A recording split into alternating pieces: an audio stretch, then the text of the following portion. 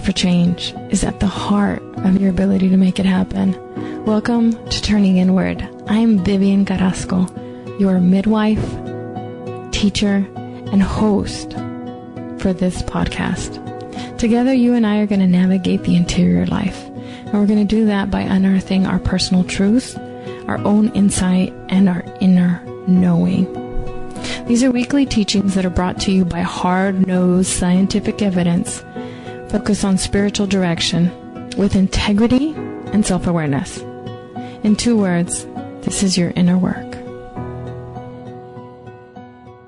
Today, we are back with the second in a series of conversations that I'm just calling heart-to-heart convos.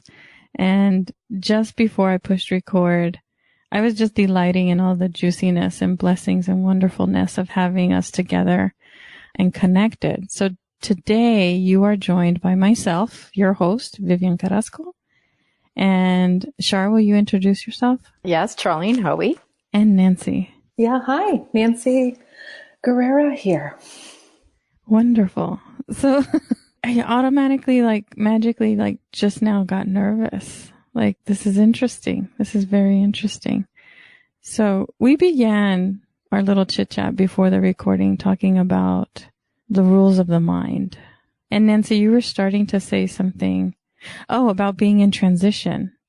And I replied that we're always in transition, but our mind seems to think that we get to a stopping point.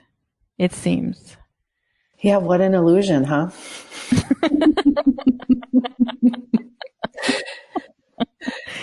Yeah, crazy psychedelic trip. Yeah. How do you figure we deal with that? Char or Nancy, jump in.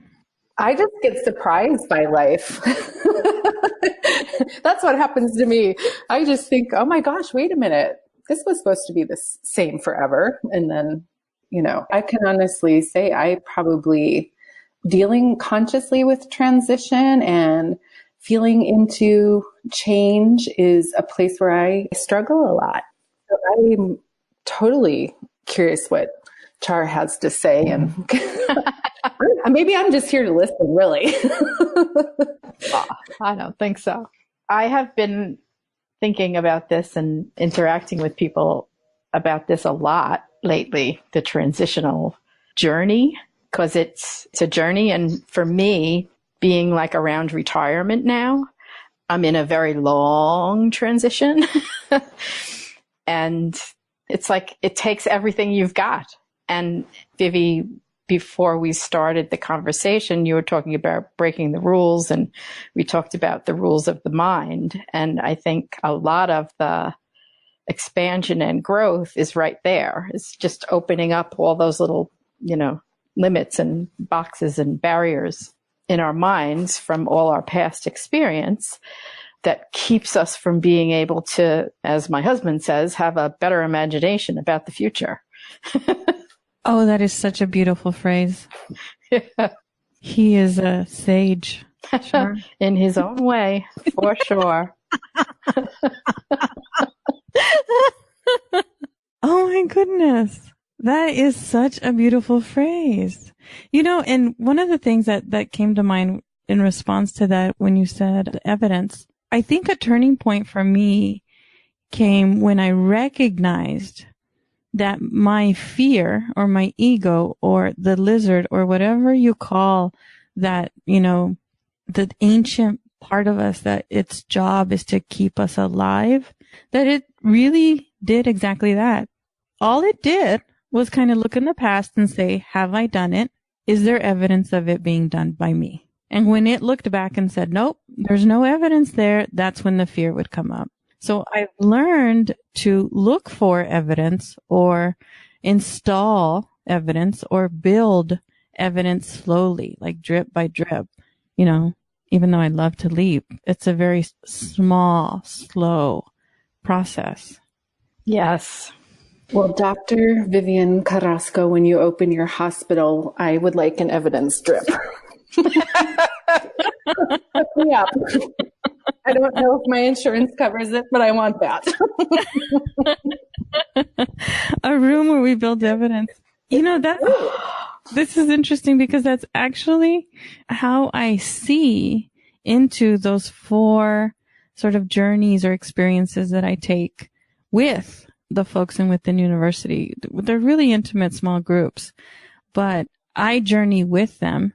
And that's what we do is we just build evidence towards whatever the intention is for that cycle.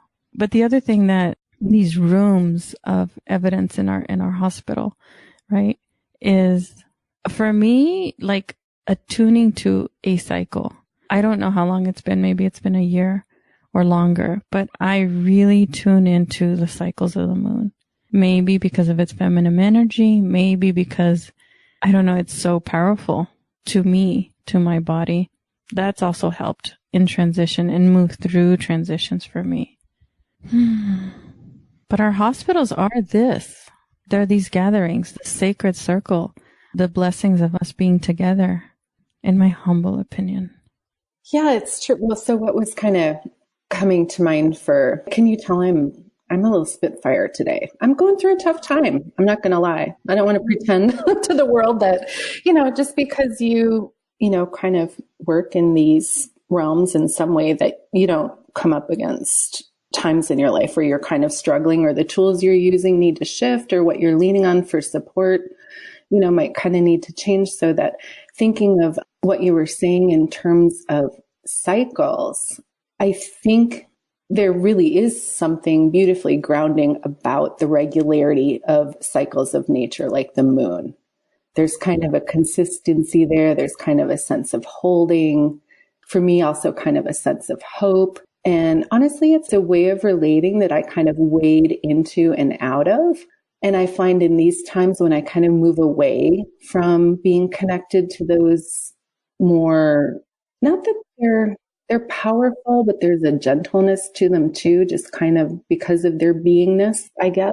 They're just part of what living in the natural world is that we get used to from, being children. But when I move away from them, I find it's like I'm looking for all that. It's like I'm just looking for ways to control things, so that somehow I can feel like I have control amidst the shift. And that's where, that things get off balance. Like I think a lot of the rules of the mind and a lot of the things that we're told are sort of, to shore up the idea that we have control, that we don't a lot of the time. And when I kind of am resting in those places where I think I'm really in charge of things, and not that we don't have agency and do have control over some things, but when I start believing that in areas where I don't, and I need to just sort of let go and relax and be in flow, it's like that's when I get into trouble, So I appreciate the reminder too about the moon cycles and the just leaning into it, like just being with it. And finding constancy amidst shift and change and transition. I'm going to shift over to Char, but I want to add the important point that you made. No one on a stage, no one on a platform, no one is ever not struggling at some point. And I think that's important to just remind ourselves and for you, the listener. We all are going through the same kinds of things. And it's interesting. They run together in packs, it seems like. But when you said that you move through the cycles that, and I picked up on hope, I intuitively moved into an awareness of the cycles because I needed faith. I knew the sun was going to rise. I trusted the sun was going to rise. I didn't trust anything else about what was going on in my life. It felt so chaotic, but I grounded myself with the sunrise because I trusted that it was going to happen. So, Char? Well, first I want to say I think it's beautiful, the example you give of how attuned you are to the natural cycles, especially of the moon and the sun. It's less profound for me, that connection, not that it's not there. But what's coming to mind for me is that my character, being an introvert, right? I tend to look inward a lot. And so what I've been looking at myself, lately in my transition is my inner landscape and how it's changing and how I can, break my mind rules so I can expand what's possible, I was reminded today, and partly from what you and Nancy were saying about, we all have times when we struggle. And I, was struggling kind of a lot with some emotional stuff over the past week or so. And I was reminded of one of the habits that I'm trying to reinforce, right? The drip that I'm trying to give myself is that self-compassion drip. And that it's a very little thing. So I had a moment maybe a couple of weeks ago when I kind of got my feelings hurt. I was in a social situation and I quickly covered it over and then sort of dragged it around with me for a little while without tending to it. And it kind of, it sort of then mushroomed into a bigger thing than perhaps it needed to be. But it just kind of kicked my butt a little bit, and kind of going over it with, a wise friend, I realized that in that moment where I covered it up, there was an opportunity for me to practice the self-compassion that said to my own self, ouch, that hurt, oh, that hurt. That just touched a tender place in me. And that would have helped a whole lot. I have a theory that the more we can manage to give ourselves these moments of self-compassion and expand them, sort of the more courage we kind of can muster to really break the rules. I'm at a loss for words and I'm trying to talk. I agree with you. And there's this feeling that's somewhere in my body, I can't even identify it right now, that resonated so deeply with. If we can, you said tend to it, if we can I think if we can look at ourselves with the eighth of the amount of kindness and compassion that we look out into the world, we're 1,000% there. I just don't think we're nice enough to ourselves.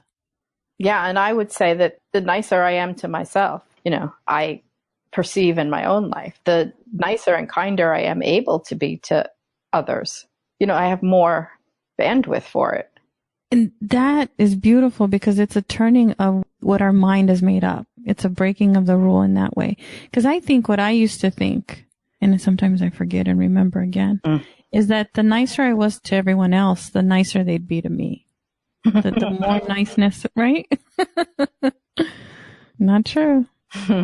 Maybe it was for emphasis, coming back to you were saying, moving back into that exploration of, you were talking about how we think being nice to others is the key, and what Char was saying, that, really the turning that inward and practicing self-compassion, and the nicer and kinder we can be to ourselves, and what a vital practice that is too. And the irony to that to me is always, it seems so simple, and yet undoing the unkind programming, or I don't even know that we undo it all the way, but coexisting with it, allowing it to be there, but not letting it be the predominant voice that's running the show. They'll talk about wanting to have control and reaching endpoints with things. It never ceases to amaze me where I can get in a really great place with that and think, hey, I've got it all figured out. I'm good to go. And then all of a sudden, as you step out in new ways, or things shift, or things happen, or something hurtful happens to you, your feelings getting hurt, it sort of reminds me that there's always deeper spaces and places to go with that. And it reminds me too that all of us, being a human being, involves carrying some kind of well of pain.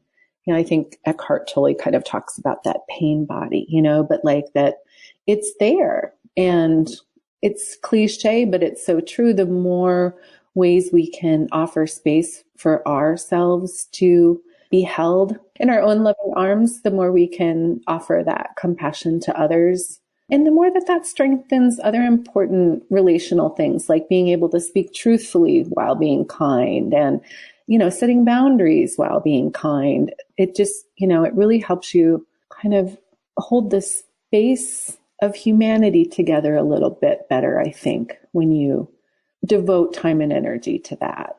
Yes. I don't think I'm going to disagree with anything you ladies are going to say. So I want to say yes. And I think one of the things that we're doing just by being with each other in the natural way that we are in conversation is also role modeling, showing, walking with, journeying alongside. Yeah, we're in it together. We walk side by side. Yeah, the togetherness, the belonging, the connection. That's where the blossoming is. That's really all I wanted to say. So what comes up for me there, and again, it was a turning point. I think the more gray hair I added, the more I really, really understood it. The distinct difference between the belonging in the way that I know to my bone that I belong in a sacred circle with you, Char and Nancy, and what I used to want, which is to fit in. I would become different, dress different, act different. I was a little chameleon trying to fit into places instead of sniffing out, really tuning into where I belonged just by being me. I hope that my granddaughters, who aren't born yet, I hope that they figure it out a lot sooner than I did, because that'll just give them so much more life, more living to their life. I mean, my life has changed now that I recognize that a little bit more, even though I forget. How do you experience it? The difference between belonging and fitting in? Well, as a recovering people pleaser, the energy of it is completely different. So I guess that's the main difference, is fitting in is exhausting, and belonging, it's infinite. Everything is possible from belonging, and fitting in is, it's the rules. Belonging is breaking the rules. Yeah. What about you, Nancy? Well, I'm just really taking in what you're saying, because honestly, I think this space of understanding what belonging really is and feels like and how you cultivate that is sort of the crux of where I am right now personally. And so what I was thinking about when you mention grandchildren and whatnot was, what were the rules? Like, how was I taught to fit in? And how do you, reshape that? Because I think when we change, we offer permission to others too. And I was realizing that for me, there was a really big disconnect, because it would literally be said in my house, oh, just be yourself. And then it was clean up before the neighbors come over. What will they think? So like in the same, in the same breath, practically, it was like being yourself meant being presentable to someone else and what they may perceive. And I think that was reinforced for me myriad ways. So I've moved away from being a real approval seeker and, really putting a lot of time and energy into fitting in. But I feel like I'm a little bit in that, again, like kind of a transitional space with that too. Like, so what is the other side of that coin? And how do I create space for myself to risk showing up, risk rejection, risk being seen? I think sometimes being seen, because I think, rejection's attached to that, but being seen even in your strengths or in your glory is kind of scary sometimes too, because of other sort of ways we are taught there can only be one star in the class or, whatever too. So I honestly don't have a lot of, deep insights or awarenesses around this exactly, but it's really where the heart of my personal exploration and support is in exploring for me personally. I want to add something there, because this comes up consistently in my community. So first I wrote it down because I wanted to bring it up. When you started the convo, Nancy, with, you sort of looked back at what were the rules, and then mentioning that you were in this exploration, this transitional space now. When I meditated on time together, and it shows up for me all the time, so it seemed to always relate to it. See how I'm like making this less than? But the idea that we turn back, that we go out into the world at our edge, and then when we're at our edge, we turn back in. That, like you said earlier, Char, that looking at the interior landscape to make more space to then go out in a bigger circle. And the judgment that I hear from both myself and my people is, but why am I here again? Right? Like, we think we're going to get over it. The rule that I was told when I was young is you don't know enough, so just be quiet. So the idea of my voice always comes back around to me. Am I smart enough? Do I know enough to be even talking about this? And why am I speaking up when I'm not supposed to? And I revisit that, and I know that now I will revisit that until I'm 80, but it will become deeper and deeper and bigger and bigger and bigger. And I'm hoping I'll find some peace around it, right? But I don't expect that it will go away now. And I used to think that I could fix it. So you have shared a deep insight, Nancy, by recognizing that you're in this transitional space and that it's a rule that you remember from your childhood. Becoming aware of the rules that we live under, many of which we're not even really able to see clearly, is a very powerful thing that I definitely see Nancy doing in her work and sharing the people that she knows who are doing that. And I think it's a very powerful thing that's happening in our society now. And it's certainly shifting my paradigm in a huge way. And it does scare me a little bit sometimes because, you know, where do I belong? I know I belong to myself. And then the be yourself piece of it, I mean, I honestly believe that's why we're all here on earth, each and every one of us, to like have the courage to really, really, really express who we are, you know, in the biggest sense. So none of this really reaches any kind of a conclusion, which brings us right back to the starting point as well, is that it's a process and it's an ongoing process. And I think it's another rule of our minds that we keep looking for a stopping point, for a finish, you know, ta-da, I'm done. It doesn't ever happen. Or it does in little ways. And you can, that's part of taking care of yourself maybe. And what we do sort of ritually and cyclically as we celebrate things like Thanksgiving or whatever tradition you have, you know, the things that you celebrate as a culture all the time gives us some sort of sense of completion because we need it, because there really isn't one in reality. And what do you think about that? I just made that up as I went along there. It sounded beautiful. There's an underlying, so one of the things that my hunch is, right? I'm going to throw out a hunch for you, the listener, as you're listening to us. There's an undertone to the words that we speak. And when something resonates with you, you'll feel it in your heart. And just notice that. Just tend to it, like Char said. Because we're not talking, having this conversation with each other and inviting you in to our sacred circle in a way that at all puts us in a place where we think we've got it right. And that's why we're sharing it. We're not here sort of from a guru status. I think that's ridiculous. You know, it's really just us sharing the same transitions that you move through in life and maybe seeing through our conversation how you can cultivate your own courage or how you can notice your own cycle or how you can ground yourself in hope or faith or even, you know, draw yourself towards kindness. I'm going to say it because I love to say it and I say it all the time. One of my favorite metaphors around this, I think it's called a metaphor, is that we're not dinner. We're never going to be done. We're more like laundry. I'm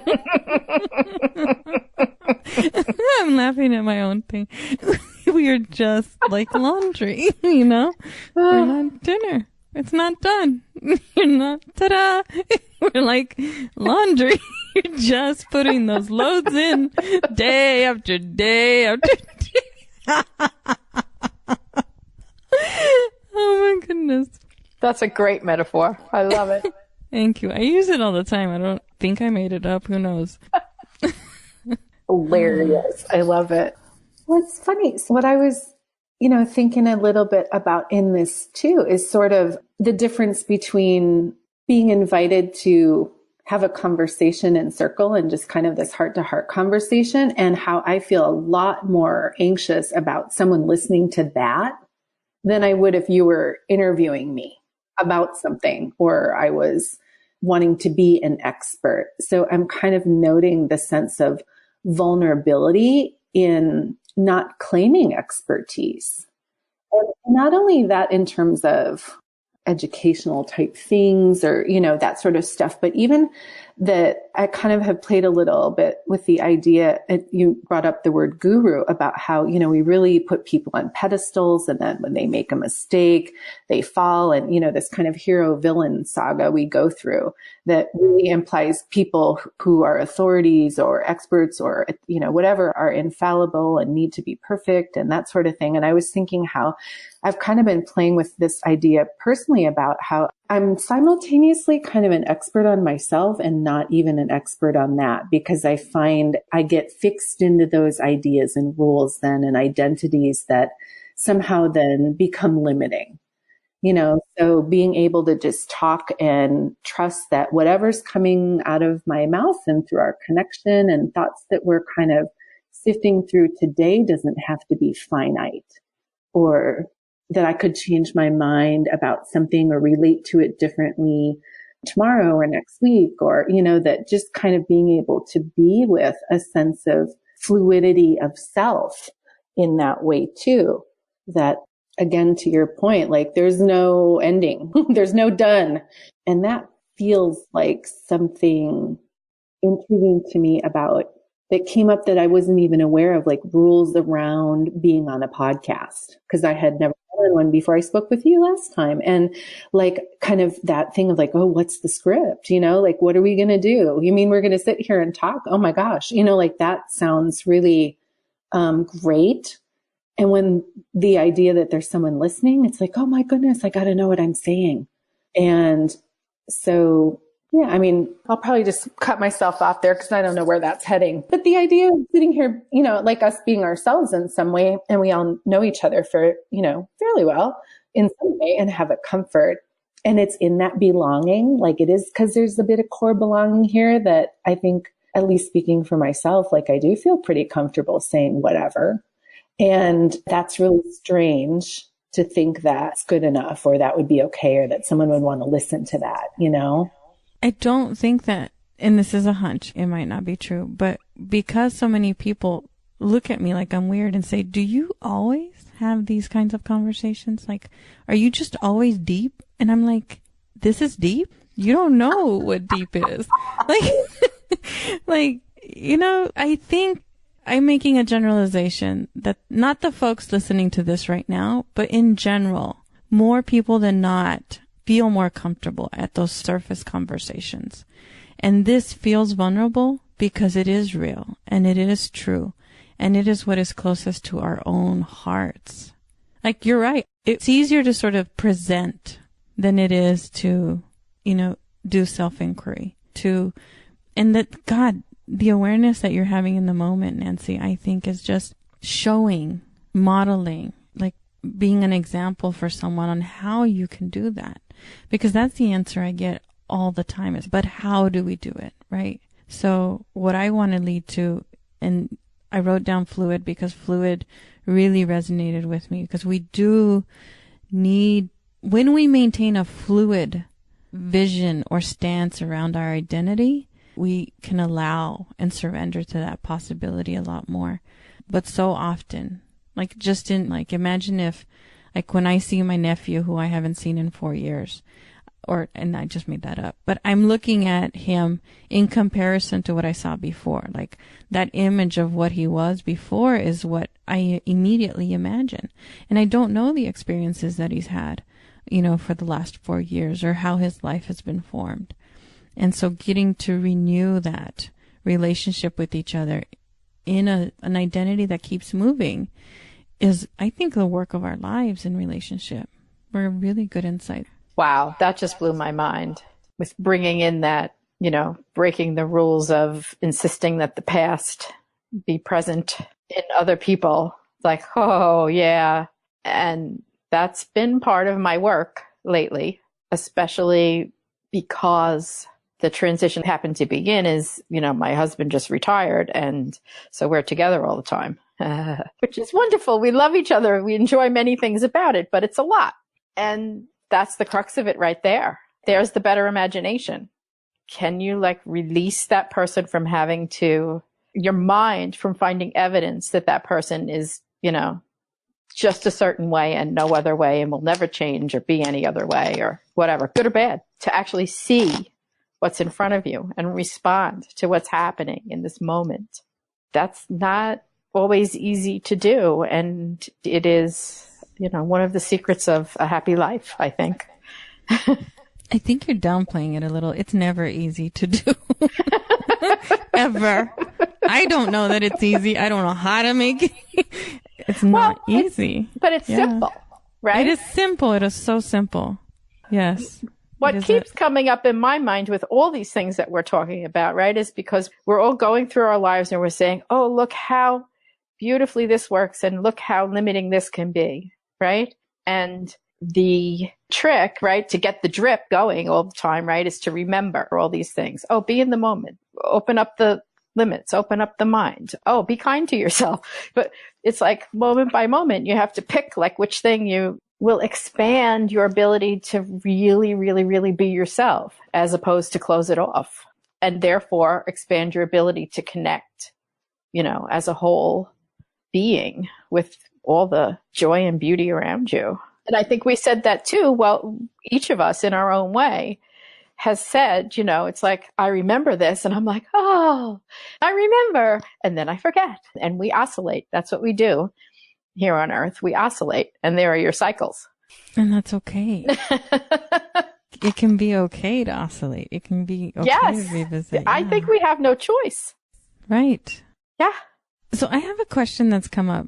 But first, I want to express gratitude, sort of a little commercial break here. Thank you, Shar and Nancy, for showing up and for being in conversation with me, knowing how vulnerable it can be, right? Because I don't give you questions ahead of time. You don't get to practice what you're going to say.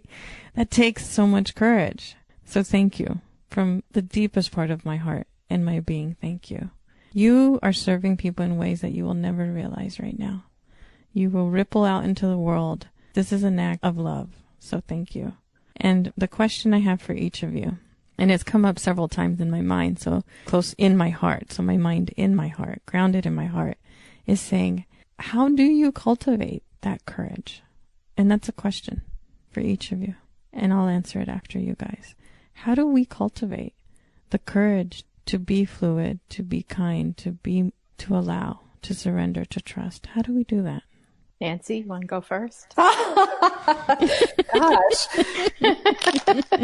Yeah, I think it's a great question to be in an ongoing relationship with, because I think there's some basic strategies, which are, some of the things that we, talked about in our conversation here and come up in other circles, that just noticing when your internal dialogue is unkind and approaching that with curiosity. If you're someone who has tools or coaches or friends or ways that you want to meet that, to explore it further and kind of pull it apart and see what's in there, that's great. But I think kind of, like the awareness alone is like a key element, and just maybe noticing where you're feeling limited in certain ways, where you feel like you can't expand or be yourself as fully as you like, and kind of brainstorm either on your own or with friends or with coaches or support people or whoever, but just kind of figure out how to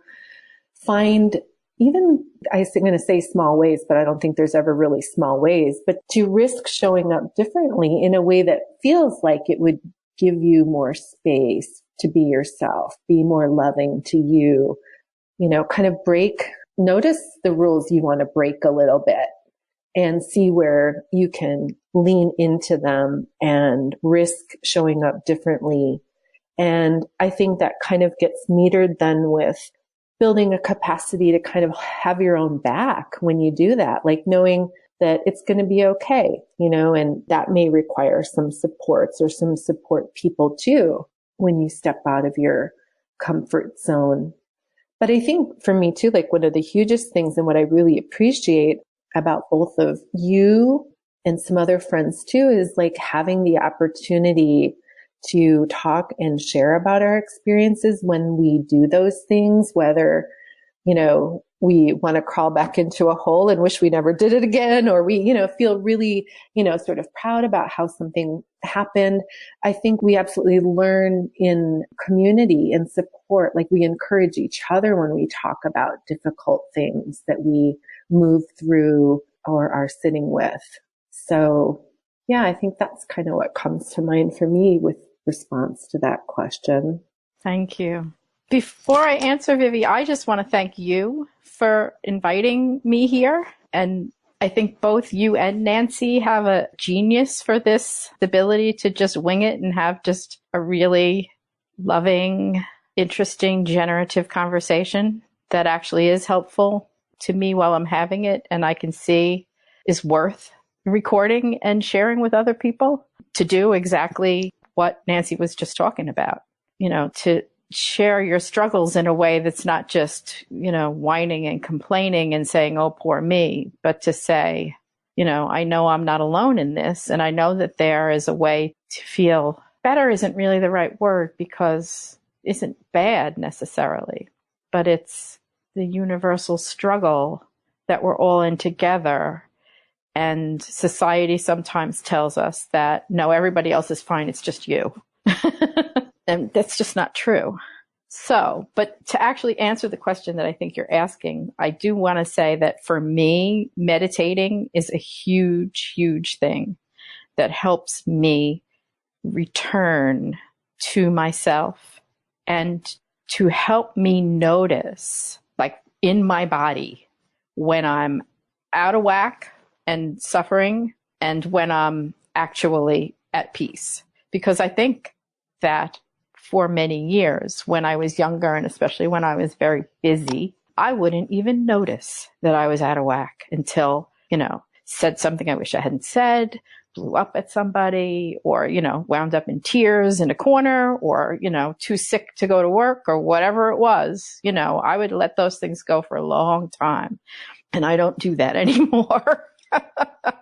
So, it's like, what are you willing to tolerate? There's another question. And then as your tolerance for the struggle goes down, you're remembering to turn to all your tools, goes up. At least that's what's happened in my experience. Mm-hmm. Both of you have tuned into what I think we forget, even though we're human beings. Being human is a team sport. Like, culture or conditioning or whatever, we think that we're supposed to be able to figure it out ourselves, do it on our own. And it's not true. I want to address one thing and then I'll go back to like what I do to cultivate that courage. But when I was going through what I call the dark years, that feeling of being alone is what really kicked my ass. Like not having anyone that I felt like could support me in my transition, right? I didn't even know what was happening to me, right? I was in a major identity transition and I didn't even recognize it. I didn't understand it. And that's why Within University exists, because it's a place where, and maybe not so much in the forum itself, right? Because there's a social aspect to that, but in the conversations, in the journeys that we take together, we allow that support to happen just through whatever. If it's a book club or, a conversation, just being in a space where you can feel like you're not alone. That's so important because it's a team sport. My way to cultivate courage is to find a mirror, depending on how close that risk feels to my heart. So the mirror, I guess the less riskiest mirror would be to journal to myself about it. I also meditate, but in the Christian tradition, it's called contemplative. I learned this recently, so I'm using my words. It's called contemplative prayer. But I really don't even follow any method or any specific tradition or path. It's really just some silence, some stillness. At my worst, I'm not going to say worst, but when I felt the lowest is when I converted my dining room into a meditation room. And my youngest was still at home and thought I had gone crazy. I needed it so much that I didn't care, right? He's like, what are people going to think when they come over and you have this, right? Like it's horrible. But some mirror, right? Like for me, it's either just time and space with myself and with others. And if it feels really scary, it's usually just stillness and silence. If I feel a little bit more courage, then I can write it down and recognize it and look at it. But it depends on what it is. And when I'm lucky, I have, you, Nancy and Char, and, real humans to resonate with and engage with. And used a word, Char, that I just adore, generative. At the end of the Art of Possibility book club last year, I turned off the recording and I asked everyone, what made this special? And we went around and around and around, and we ended up at that word, generative. Our conversations were generative. They built on each other. And I think that's what we do as human beings. And we forget that. We build upon each other, with each other, like somehow. I don't even know how, but this is how it happens in my experience so far. I could change my mind. I love that you said that, Nancy, but I could change my mind. I could break my own rule. Did you have a question at the end, Char? I don't think so. Okay. I don't remember that. Okay. No, I just want to say ta-da again.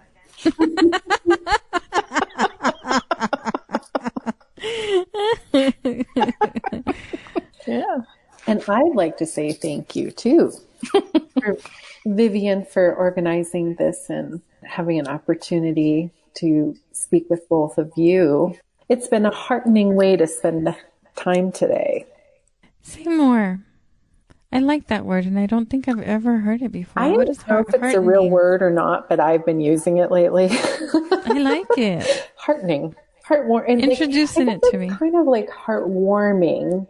I don't know, something about it feels different to me. Maybe it's like a combination of heartwarming and encouraging together or something. Like shoring up my heart energy in some way. This brings me back to what you said before, Char, this heartening that Nancy just brought up, is when you talked about the energy, the distinctness and the energy between the comparison of belonging and fitting in. And I just want to say this to you and to the whole world, like, I am a newbie at this. I learned energy and what energy, like the undertone, like I conceptually understood it literally less than 2 years ago. Like it came to life for me in the working with the horses in equus coaching. I understood it then, the energy of things. So I wanted to wrap back. This is what I was doing, wrapping back around to that heartening. When I recognize, when I do what you said, Char, to try to distinguish between the two, the way that I experience it in my life is, does it give me a hangover? And I haven't drank in like over 5 years. I've been sober since I turned 40. Does it give me a hangover in some sense, or does it energize me? Does it fill me up? I'm going to use your word now, Nancy. Does it hearten me? And just recognizing whether I have a hangover, and that hangover could be resentment. It could be, just tired, any form of hangover, any lingering, like from an activity or from an engagement, then I notice that is not serving me. It doesn't mean I don't go back to it, maybe a whole pie or a piece of chocolate cake or something like that, but I recognize it. Courage in its Latin, if I remember correctly, means take heart. Yeah. Does it, Char? It comes from the same root as the word heart. It may literally mean that too. I didn't know that, but I wouldn't be surprised. But I was thinking the same thing as you're talking, both of you. I read your mind. Yeah. Psychic Friends Isn't Network. It intuitive inside joke, right? Inside joke. Why didn't I think to tune into that, Vivian? I could have read your mind and known what questions were coming.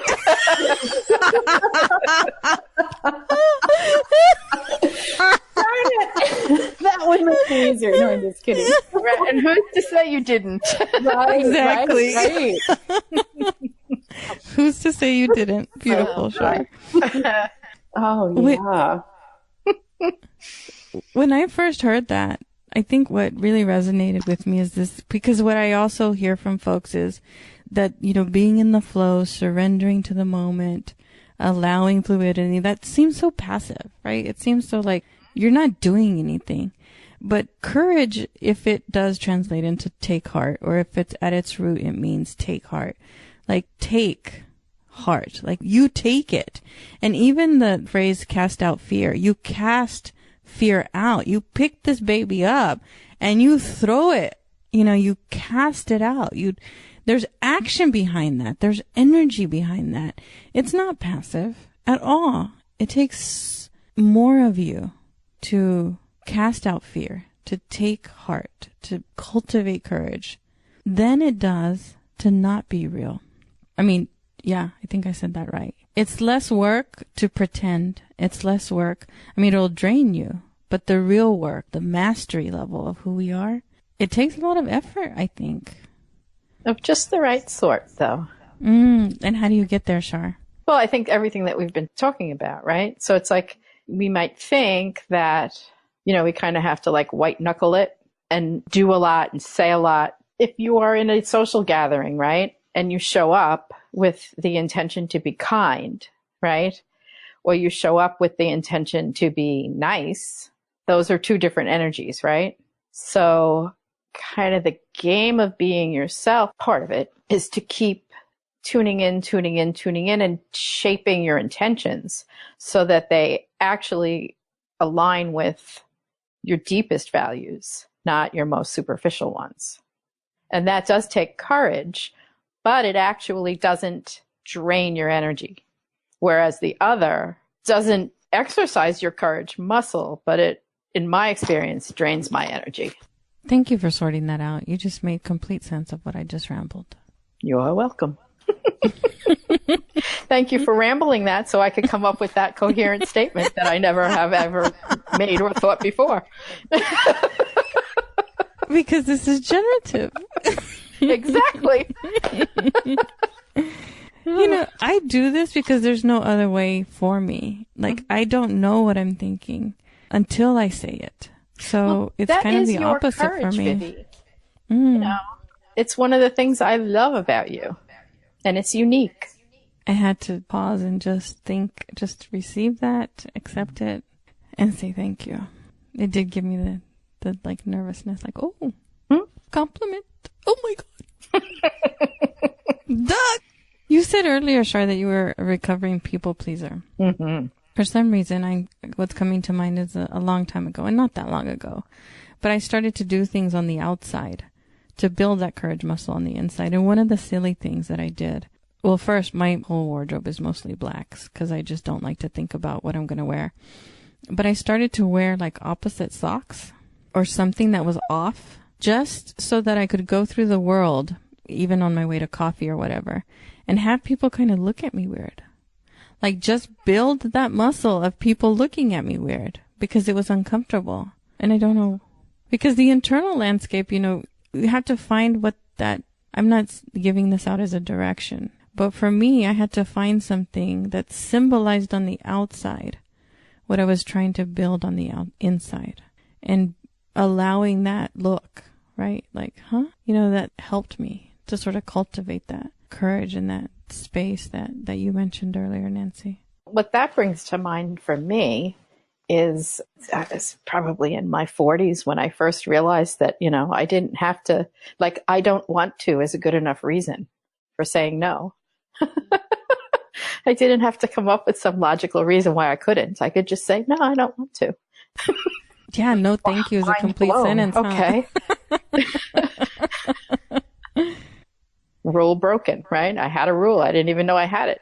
So those rules don't just stop. They keep coming at us. And that's why it's that continuous ongoing journey of, that reflection and that awareness that you guys talked about. It doesn't end. Yeah. Till you're dead, and then I think it just changes. But who knows? We'll see. We'll see. Whoever goes first, try to send us a message. Right? Well, or I'll send you a message. I'm older than you guys, so chances are. There's a quote by Mother Teresa, who is now Saint Teresa of Calcutta. As I understand it, she said something like, I am a tiny pencil in the hand of God. When I had my near-death experience, that was exactly and there's no way to describe what happened, but that was the revelation that I came back with, is outside of this container, outside of my body, I was everywhere. You know, there was no form. I could not pick up a phone or pick something up or move something. It was expansive, and it was like this joy that I can't even describe, but I no longer had the ability to do things in this dimension like I do now. So I came back with a greater appreciation for creation and co-creation in whatever form it shows up. And I've been playing with all kinds of stuff, but I just wanted to share that. Yeah. It's such a gift to be in this world, in this time, with the tools that we have available to us. You know, and I'll share with you something that my grandmother said to me recently.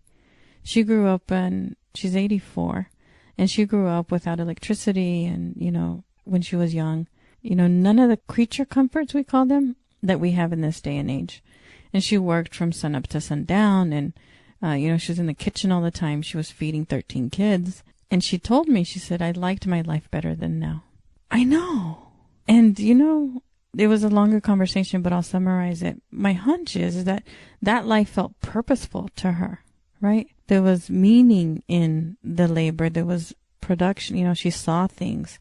She knew where, you know, she just had a grounding. And now with the TV and the phones and the easy electricity, it just doesn't, it's like, eh. And I think for our generation and the generations following us, that this learning to cultivate our courage, how to change our minds, how to break those rules that we don't even see, that is the emotional labor that we've signed up for in this generation I'm following. Because all those other things, they've already been done, right? We can flip a switch and turn on the lights, open a faucet and have water, throw clothes in the washing machine and it'll just be clean. You don't have to scrub it by hand. It's a different kind of labor.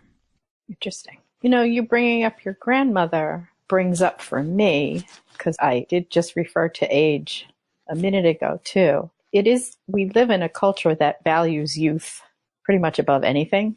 And so it takes a lot of courage to be old in this culture because you're really sort of dismissed. You really have to build your own value and worth for yourself because, you know, the built-in societal satisfactions of beauty and then productivity are less important. You know, as you get older, you're less involved in them. You've raised your family, you've made your bones in your career, even if you continue it. And it's only recently that people live to be 84, most of us, or 94 or 104. You know, it didn't used to happen even 100 years ago. Yeah. So doing the emotional work, practicing our courage, yeah, we're all going to need it because keep on going and you don't belong in a way. I mean, you do, but not in the superficial ways that you can count on when you're younger. I hope this doesn't sound too negative. I don't mean it that way. It's really a gift, but it feels like a loss sometimes. Well, I think I don't think it's negative at all. What I was reflecting on is even in this conversation and in the dialogue that we've had, we've said more than once, I guess this is valuable. I guess this will serve someone.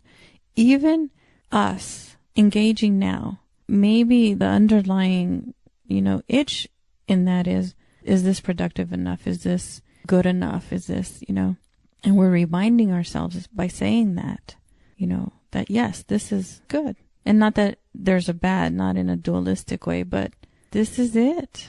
This is what it can look like. Because no one's going to give us a star, right? We'll give each other stars.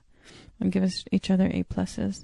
But the easy wins out in the world, we've probably already done, right, Char? Yeah, definitely. Nancy? Yeah. Those are easy wins. Climbing the ladder, the degrees, the titles, this fine artist that we have with us. You know, those are easy in comparison to this emotional labor, I think. Well, they're obvious. I'll say that at least. Obvious. Yeah. You know, there's well-worn paths. And no one has developed a path to our own uniqueness. That's the difference. And that's what you said earlier, I think, Shar. Us becoming the full and complete us that we're meant to be is why we're here on this earth or in this world. And no one's worn that path yet. No one's developed that map. Yeah. We're doing it. Nancy, you're very quiet. I'm taking in so many things, from the idea of little pencils and that maybe heaven is miniature golf.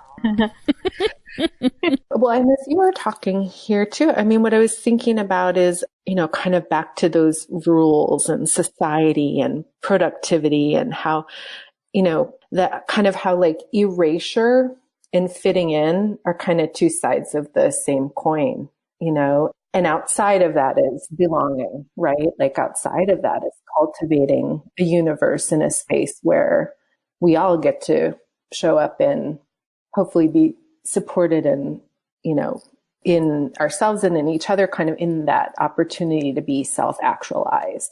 And I was just kind of sitting here, just seriously appreciating that, like, the idea in some ways that, like, this doesn't have to be a quote unquote productive conversation or something either. Like, none of us, we're not here selling anything. We're not, it's not like that, like how being able to be here in conversation where there kind of like is no agenda.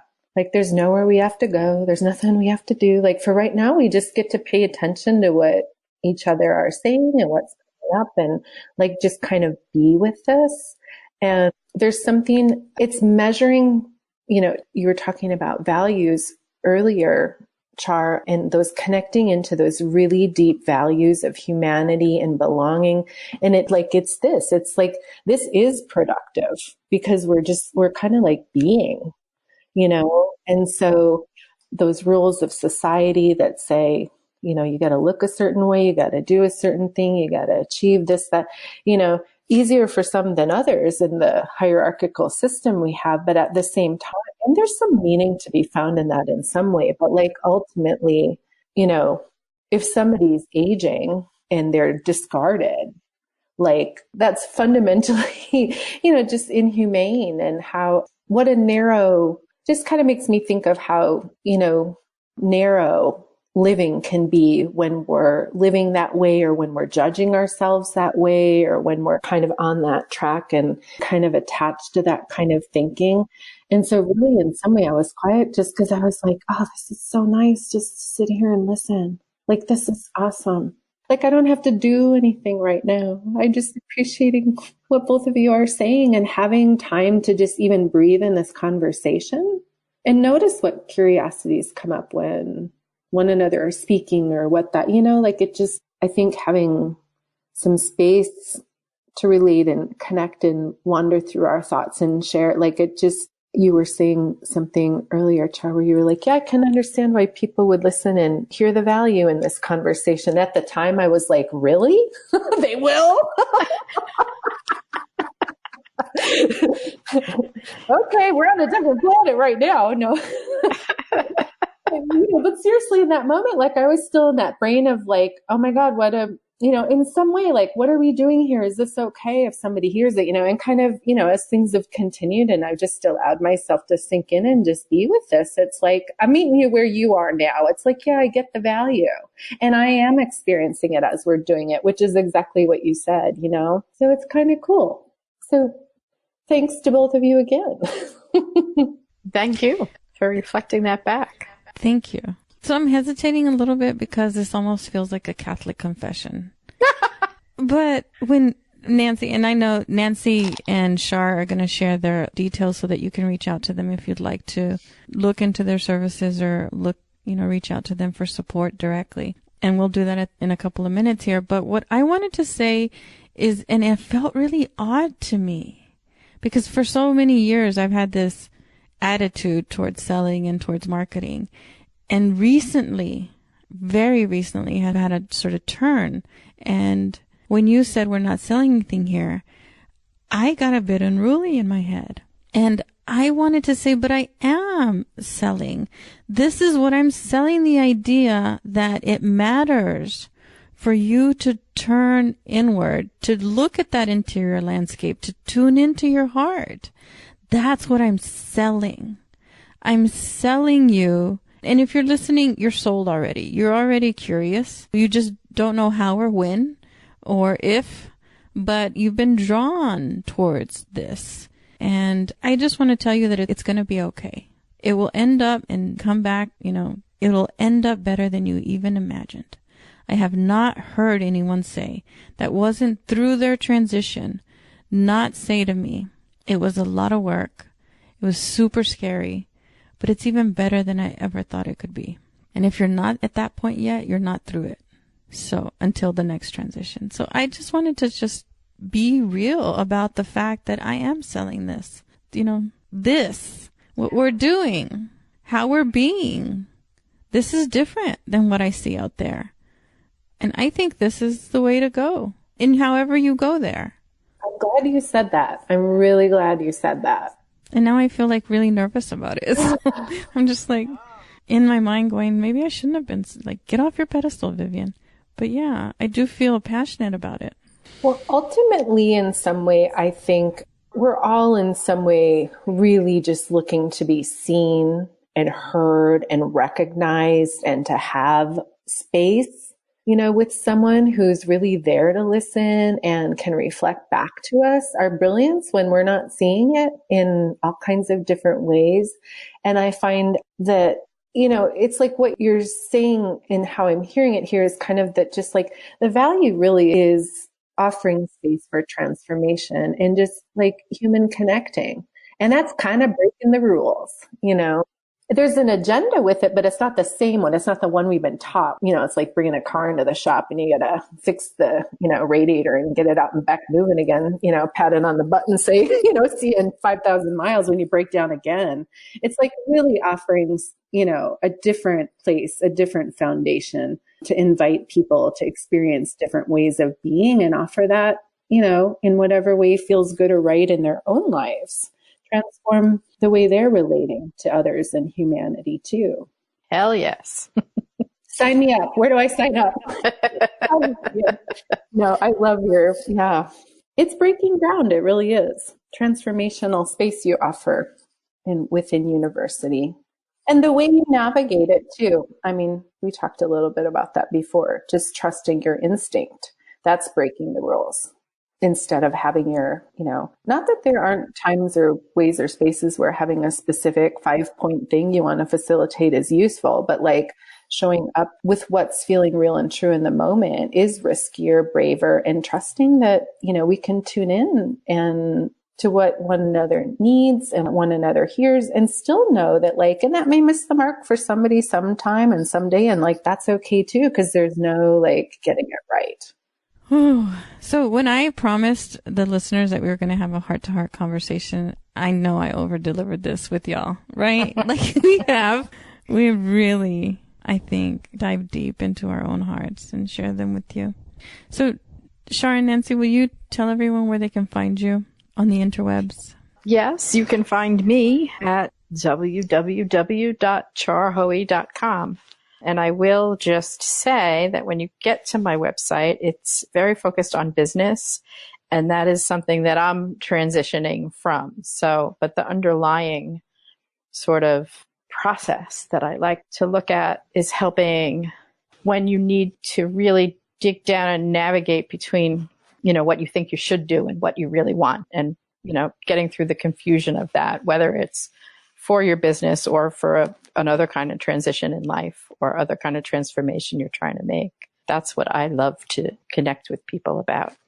Yeah, so you can find me, if you like, at goddessoftheroad.com.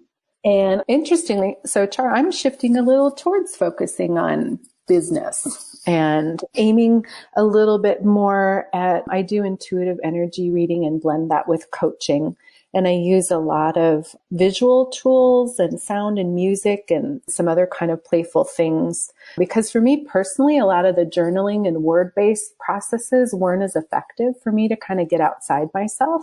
So I've been leaning into that a bit more. And I really just like to work with, artists and creatives and healers and visionaries when they're kind of feeling foggy about the possibilities of what's ahead, just kind of play with tools to help them articulate their vision so they can really see where they're headed and have that kind of confidence in where to go. Beautiful. Lovely ladies. I love you. And if you're listening to the Turning Inward podcast on whatever platform and you don't know where to find me, I'm at viviancarrasco.com or www.withinuniversity.com. And you're invited to explore that community if it's something that's for you. And if it's not, do what's good for you. I think that's could sort of summarize what we've talked about for the last hour is figure out what feeds you and what gives you joy and what energizes you, because it'll serve the world. And so with that, any closing thoughts? This was so much fun. Thank you so much, both of you. You're welcome. Yeah, no thoughts, just sitting in just a really beautiful space of gratitude for both of you. And yeah, thanks again, Vivian, for the... Oh my goodness, you're so welcome. This way, it's been awesome. You're so welcome. Thank you for trusting me and for giving so freely to everyone listening. Until next time. If something needs to change and you don't quite know what it is yet, tune in and turn inward. I host an online learning community where we can figure it out together. It feels like a little family, and it's a place where you can be supported and offer support, because togetherness sparks change. Visit my digital home at viviancarrasco.com to learn more.